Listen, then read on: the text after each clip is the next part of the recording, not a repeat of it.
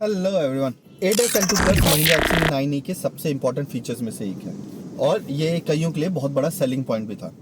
मुझे पता है ज़्यादातर जो व्यूअर्स यहाँ पे वीडियो देख रहे हैं वो बहुत ही एक्सपर्ट ड्राइवर्स हैं खुद, और सालों से ड्राइव करते आ रहे हैं, और वो बोलेंगे कि भाई मुझे क्या ज़रूरत है ADAS की, मैं तो इतने साल से चला रहा हूँ और हमेशा से चलाता रहूँगा। लेकिन कुछ कुछ बातें होती हैं कि जो सिर्फ स्किल का नहीं, कंफर्ट का भी पॉइंट होता है। मुझे आजकल एक हफ्ते में 600 किलोमीटर ड्राइव करना पड़ रहा है और मेरा फोकस होता है मेनली एक जगह से दूसरी जगह जाना, rather than the driving experience या फिर ड्राइविंग के मजे लेने के लिए। तो उस केस में ADAS L2 प्लस बहुत काम आता है। उसका रीज़न क्या है कि मुझे ज़्यादा रोड पे 100% कॉन्सेंट्रेशन नहीं रखना पड़ता। मैं थोड़ा सा सीन भी इंजॉय कर सकता हूँ, आसपास का, और मैं थोड़ा कन्वीनियंटली ड्राइव कर सकता हूँ। इसका एक बहुत अच्छा यूटिलाइजेशन उन लोगों के लिए भी है जिन्होंने लाइफ में पहले कभी कार नहीं चलाई। मेरी वाइफ ने मेरी XUV 500 कभी नहीं चलाई थी, इवन दो उन्होंने गाड़ी चलाना सीखा था, लेकिन XUV 500 उनके लिए कन्वीनियंट नहीं थी। लेकिन जब से XUV9 आई है तो उन्होंने खुद पर्सनली अपने हाथों से आई थिंक 1000 या 1500 किलोमीटर वो ये गाड़ी ड्राइव कर चुके हैं। तो उनके लिए जिनको पहले से कॉन्फिडेंस नहीं है अपनी कार पे, या फिर जिन्होंने कभी ज़्यादा ड्राइव नहीं की है, उनके लिए ये गाड़ी बहुत अच्छी है, क्योंकि इसका ADAS L2 प्लस आपको ज़्यादातर क्रैश अवॉइड करवा सकता है, ज़्यादातर सिचुएशन से निकाल सकता है और आपकी गाड़ी को बहुत ही डिफेंसिव रख सकता है। आज हम बात करेंगे, इनफैक्ट आज हम देखेंगे हमारे POV कैम से इस सारे फीचर्स की। ADAS L2 प्लस में क्या क्या फीचर्स हैं, lane keep assist, adaptive cruise control, speed limit, और कैसे उनको इनेबल करना है, और हम ये भी देखेंगे कि वो काम करते हैं या नहीं करते। अगेन मैं हाईलाइट करना चाहूँगा कि इसमें जो फीचर्स हैं वो ज़्यादातर महिंद्रा की कार्स में है, और ज़्यादातर कार्स जो ADAS L2 में भी आती हैं वो उसमें भी ये फीचर सेम तरीके से लगाए जा सकते हैं। तो अगर आपके पास XUV नहीं है तब भी आप ये वीडियो आपके लिए बहुत काम की है। लोगों का बहुत बड़ा कंसर्न होगा कि इंडिया में ज़्यादातर जगह तो लेन मार्किंग्स ही नहीं है, या फिर लगातार इसमें वार्निंग आती रहेंगी, फॉल्स अलार्म्स बहुत ज़्यादा आएंगे। तो मैं ऑनेस्टली बता दूं, मुझे अभी गाड़ी मैंने 13,000 किलोमीटर में ड्राइव कर चुका हूं। फॉल्स वार्निंग है लेकिन बहुत ज़्यादा डिस्टर्बिंग या प्रोट्रूडिंग नहीं है, और मैं बहुत ही एक्सट्रीम ट्रैफिक सिनेरियोज में चलाता हूँ। I drive in Mumbai traffic, तो आप समझ सकते हैं कुछ कुछ फीचर्स आपके एक्सट्रीम ट्रैफिक में भी काम आ सकते हैं। कुछ कुछ फीचर्स हैं आइडियल जो सिर्फ हाईवे पे ही यूज़ करने चाहिए, लेकिन हम उसके बारे में डिटेल में डिस्कस करेंगे। मैं आपको डेमोन्स्ट्रेट करूंगा कि आखिर वो काम कैसे करते हैं। तो चलिए शुरू करते हैं। इस गाड़ी के सारे सॉफ्टवेयर कंट्रोल्स आपको मिलते हैं ऐप्स में जाके, व्हीकल ऐप्स में जाके, ड्राइव असिस्ट में। ड्राइव असिस्ट में आपको सारे अपने असिस्टेंट्स दिख जाएंगे। इस पर हम जाते हैं वन बाय वन।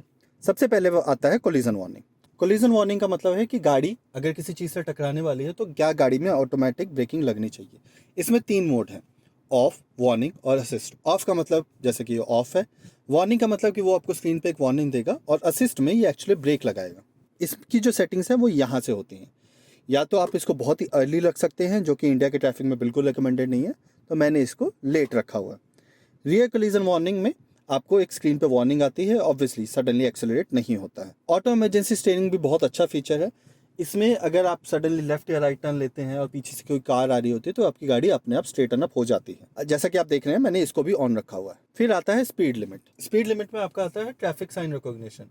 ये ऑन करने से आपको स्क्रीन पे पता लग जाता है कि करंट स्पीड लिमिट क्या है, और ये पूरी तरह ट्रैफिक साइंस पे बेस्ड है। फिर आता है स्पीड लिमिट असिस्ट। ये भी 3 मोड है, ऑफ, वार्निंग या असिस्ट। इसमें आपके ट्रैफिक साइन के हिसाब से आपकी स्पीड लिमिट डिसाइड होती है, और आपकी कार उस स्पीड पे चल सकती है। आपको जैसे कि पता है कि इंडिया में ट्रैफिक साइंस का कोई भरोसा नहीं है, तो मैंने ये ऑफ ही रखा हुआ है। फिर आता है क्रूज कंट्रोल। क्रूज कंट्रोल जैसा कि आपको पता है कि इसमें अडेप्टिव क्रूज कंट्रोल है। तो ये 2 तरह का है, या तो आप इसको कस्टम सेट कर सकते हैं, कितनी एक्सेलरेशन चाहिए, कितना रिस्पॉन्स स्पीड चाहिए, या फिर आप इसको ड्राइव मोड से लिंक कर सकते हैं, जैसा कि आपको पता है कि 4 ड्राइविंग मोड्स हैं इस गाड़ी में। फिर आता है लेन असिस्ट। अब इसमें 2 मोड्स हैं, लेन कीप असिस्ट LKAS और लेन सेंटरिंग असिस्ट यानी कि LCS। लेन कीप असिस्ट का पॉइंट ये है कि गलती से अपनी लेन से ड्रिफ्ट हो रहे हो तो आपकी गाड़ी आपको अपने आप अपनी लेन में ले आएगी। इसको मैंने ऑफ रखा हुआ है क्योंकि इंडिया के ट्रैफिक में ये मुझे सूट नहीं करता। फिर आता है हाईवे असिस्ट। हाईवे असिस्ट इस गाड़ी के सबसे इंप्रेसिव फीचर्स में से एक है।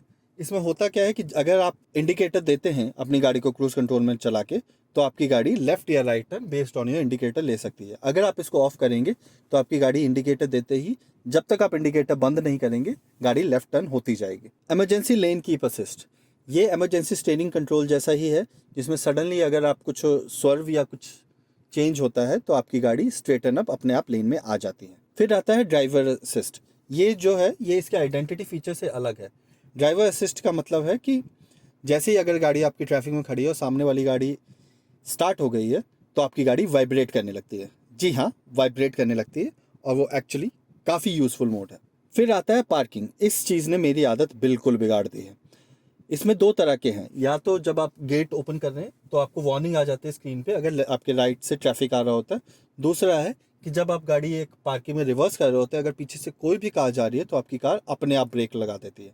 ये काफ़ी अग्रेसिव है लेकिन ये बहुत ही यूज़फुल है। ये है मेनली इसकी सेटिंग्स। इसके बाद हम बात करेंगे स्टीयरिंग कंट्रोल्स की और कैसे इन सेटिंग्स को एक्चुअली यूज़ कैसे करना है। कैमरा सेट करने में थोड़ा टाइम लगा, बट चलिए शुरू करते हैं। आपके जो एडास के सारे कंट्रोल्स हैं वो स्टीयरिंग के राइट साइड पे हैं। अब मैं एक्सप्लेन करूंगा वन बाय वन। सबसे पहले सबसे simple feature lane keep assist.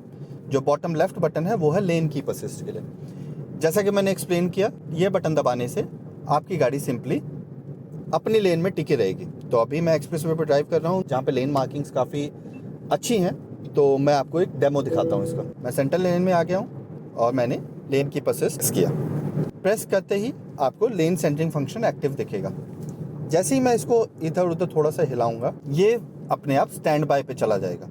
तो इसका मतलब लेन कीप असिस्ट से ये मतलब नहीं है कि आप गाड़ी उसी स्टेल में रखेंगे, लेकिन अगर आप थोड़ा बहुत भी डेविएट होते हैं, फॉर एग्जांपल ये देखिए गाड़ी अपने आप अपनी लेन में आ जाती है। जैसे मैं इंडिकेटर देता हूँ मेरा लेन सेंटरिंग असिस्ट वो स्टैंड बाय पे चला जाता है, यानी कि मैं गाड़ी आराम से मोड़ सकता हूँ बिना स्टीयरिंग टर्न होने की परवाह किए। अभी मैंने फिर से सेंटर लेन में ले आया और गाड़ी अपने आप सेंटर में आ गई। इसको मैं हल्का सा डेविएट करता हूँ तो आप देखेंगे बिना मेरे हाथ लगाए गाड़ी अपने आप सेंटर लेन में आ रही है। ये बहुत ही हैंडी फीचर है, स्पेशली जो लोग नया ड्राइव कर रहे हैं। लेकिन अगर आप एक्सपीरियंस ड्राइवर भी हैं तब भी ये मोड आपको हाईवे पे काफ़ी असिस्ट करता है। इसके बाद हम आते हैं कार के दूसरे फीचर पे, जो कि है अडेप्टिव क्रूज कंट्रोल। अब इसको लगाने के लिए आपको सिंपली अडेप्टिव क्रूज कंट्रोल, जो कि टॉप लेफ्ट का बटन है, वो प्रेस करना है और उसके बाद आपको स्पीड सेट करनी है। तो स्पीड के लिए ये जो लेफ्ट वाला बटन है इसको ऊपर या नीचे कर सकते हैं। तो अभी लेट से 80 या 90 पे मैं सेट करता हूँ इसको। 90 पे सेट करने के बाद मुझे एक्सेलरेटर से अपना पैडल हटा देना है। अगर आप देखें तो एक्सेलरेटर से मैंने पैडल हटाया और गाड़ी अपने आप 90 की स्पीड पे जा रही है। अडेप्टिव क्रूज कंट्रोल में आपको एक सेंटर में एक लाइन दिखती है जो कि पॉइंट आउट करती है कि आप इस कार को फॉलो कर रहे हैं। वो चीज़ कैमरा नहीं कैप्चर करता, लेकिन अगर आप जिस कार को भी फॉलो करते हैं उसके नीचे एक वाइट लाइन आती है। जो बॉटम राइट का बटन है वो एक्चुअली उस कार को चेंज करने के लिए। फॉर एग्जांपल अभी मेरे सामने एक फॉर्च्यूनर चल रही है, मैं उसको फॉलो कर रहा हूँ, लेकिन अगर मुझे कोई और कार फॉलो करनी है तो मैं ये बटन दबाऊंगा और मेरी विसिनिटी में जो गाड़ियाँ होगी लाइन उस पर शिफ्ट हो जाएगी। तो स्पेशली ये तब काम आता है जब सामने वाली गाड़ी लेन चेंज कर रही हो और आपको लेन नहीं चेंज करनी है। तो आप ये बटन प्रेस करेंगे तो वो किसी और गाड़ी के पीछे अपना अडेप्टिव क्रूज कंट्रोल लगा लेगा। मैं पहले जो पीओवी कैम से नहीं दिखा पा रहा था विजन एक्स, वो बहुत ही फेडेड इस पे दिख रहा है। और अगर आप वाइट लाइन कैमरा कैप्चर कर रहा है या नहीं कर रहा, तो वही बॉटम राइट वाला अगर मैं बटन दबाऊंगा तो देखिए कार ने अपने आप स्विच कर लिया कि मैं कौन सी कार को फॉलो करूंगा। ये इसी सिचुएशन के लिए है कि जब सामने की कार लेन चेंज कर रही हो लेकिन आपको लेन नहीं चेंज करनी है। अभी इस कार का सबसे important feature lane change assist. तो अभी मैं आपको एक डेमो दिखाऊंगा कि मुझे सिर्फ इंडिकेटर देना है। मैंने इंडिकेटर दिया और गाड़ी अपने आप लेन चेंज कर गई। अभी आप देख नहीं पा रहे हैं कि गाड़ी फर्स्ट लेन से थर्ड लेन तक शिफ्ट हुई है। मुझे ये नहीं चाहिए, मुझे चाहिए कि गाड़ी सिर्फ एक लेन से दूसरी लेन चेंज हो। तो मैं फिर से जाऊंगा अपने ड्राइव असिस्ट ऐप में, लेन असिस्ट ऐप में, और फिर मैं उसको करूंगा हाईवे असिस्ट को ऑन। लेन चेंज करके डाल दिया और गाड़ी अपने आप सेफली लेन चेंज किया। मैंने कुछ नहीं किया। इनफैक्ट मुझे सामने दिख भी रहा है विजन एक्स में कि गाड़ी ने लेन चेंज किया। फिर से एक डेमो देता हूँ। अभी मैं इंडिकेटर बंद करता हूँ, दोबारा क्रूज कंट्रोल लगा दिया।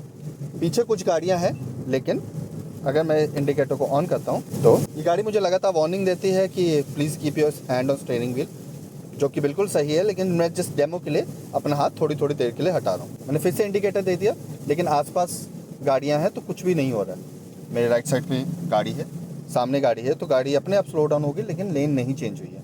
गाड़ी की जो ब्लाइंड जोन वार्निंग है वो बहुत अच्छी है। फॉर एग्जांपल अगर मैं इंडिकेटर दूंगा अभी और गाड़ी कोई भी ब्लाइंड जोन में आ जाती है तो मुझे सामने वार्निंग मिलती है।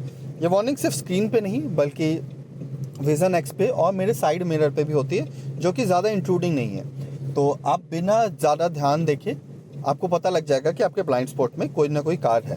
तो I am not sure camera capture कर पा रहा है, लेकिन रियर व्यू मिरर में एक येलो कलर का मार्कर आता है अगर साइड से कोई भी कार जा रही है तो। ये देखिए, ये बहुत ही हैंडी फीचर है और इसके बहुत ही अच्छे यूसेज भी हैं। मैंने इंडिकेटर बंद कर दिया है। क्रूज कंट्रोल और एडेप्टिव क्रूज कंट्रोल के ज़्यादातर कंट्रोल्स मैंने देख लिए हैं, हमने डेमो दे दिए हैं। लेकिन इसके अलावा इसका एक ड्राइव असिस्ट मोड है जिसमें आप अपना ट्रैफिक देख सकते हैं। अभी जैसे ये 2 लेन का कवर कर रहा है तो ये मुझे दिखा रहा है कि सामने एक कार है, उसके आगे एक कार है, जो कि बिल्कुल सही है। अगर मैं मिडल लेन में आ जाऊंगा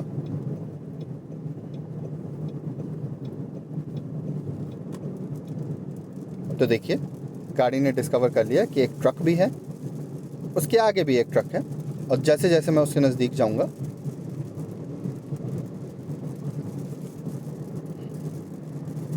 इसकी एफिशिएंसी काफ़ी अच्छी है। लेकिन हाँ, मुझे इसका यूसेज ज़्यादा नहीं लगता है। अभी गाड़ी अपने आप लेन कीपर असिस्ट में अपने आप गाड़ी का स्टीयरिंग घूम रहा है। थोड़ी देर में वार्निंग आ जाएगी, please keep your hand on the steering. ये था हमारा ADAS L2 का डेमो। ये काफ़ी हैंडी है, लेकिन ये भी मैं बोलूँगा कि सबके लिए सही यूज़ केस नहीं है। कई लोग बहुत कंफर्टेबल फील करते हैं, मैं बहुत कंफर्टेबल फील करता हूँ। इवेंचुअली कुछ सालों में ऑलमोस्ट हर गाड़ियाँ ADAS इम्प्लीमेंटेड होंगी और मे भी हमारा रोड का डिसिप्लिन थोड़ा बेटर हो जाए तो हमारी लाइफ थोड़ी और ईजी हो जाएगी। आई होप आपको ये वीडियो अच्छी लगी हो, और जैसा मैं हमेशा कहता हूँ, प्लीज़ वीडियो पे कमेंट ज़रूर करना नेक्स्ट वीडियो आपको किस चीज़ के बारे में चाहिए। और please drive safe and wish you a great day.